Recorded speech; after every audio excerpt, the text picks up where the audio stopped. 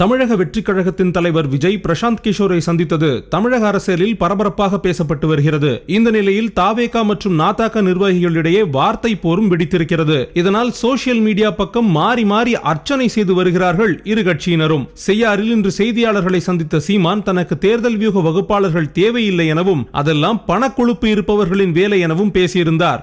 நீங்க உடல்ல கொழுப்பு கடிப்பிடிக்கிறீங்க, பணக்கொழுப்பு கடிப்பிட்டீங்களா?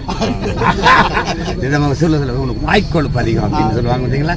இந்த கொழுப்பு அதிகம், அந்த கொழுப்பு, அது மாதிரி பணக்கொழுப்பு அதிகமா இருந்தா இதெல்லாம் தேவைப்படும். இதுதான் சரவெடிக்கு திரியை பற்ற வைத்த தருணமாக மாறிவிட்டது. சீமானின் கருத்துக்கு பதிலடியாக தமிழக வெற்றிக் கழகத்தின் மாநில கொள்கை பரப்பு இணைச் செயலாளர் சம்பத்குமார் அறிக்கை வெளியிட்டுள்ளார். அதில் ஊடகவியலாளர்கள் ஒலிவாங்கியை நீட்டிவிட்டால் அண்ணன் சீமான் எதையாவது உளறுவதையே வழக்கமாக கொண்டுள்ளார். ஒவ்வொரு தேர்தலிலும் கட்டுத்தொகை இழப்பதே தேர்தல் வியூகமாக கொண்ட அண்ணன் சீமான் இன்னும் எத்தனை ஆண்டுகள் வென்றால் மகிழ்ச்சி தோற்றால் பயிற்சி என்று நாம் தமிழர் உறவுகளை உசுப்பேத்திக் கொண்டே இருக்கப் போகிறாரோ தெரியவில்லை. திரள் நிதி வாங்குவதை வழக்கமாக கொண்டுள்ள சீமானுக்கு திறமையாளர்களின் ஆலோசனைகளை பெறுவது தவறாக தெரிவது ஆச்சரியமன்று என பொளந்து கட்டியுள்ளார். இதற்கு பதிலடி கொடுத்திருக்கும் நாதாகாவின் இடும்பாவனம் கார்த்திக், மோடிக்கு பிறகு பத்திரிகையாளர்களை சந்திக்காத ஒரே அரசியல் தலைவர் விஜய்தான் என்றும் நாதாகா பற்றி பேச விஜய்க்கு திராணி இருக்கிறதா என்றும் காட்டமாக பேசியுள்ளார். இதனால் இருதரப்பு விசுவாசிகளிடையே சமூக வலைதளங்களில் வார்த்தை போர் எழுந்துள்ளது.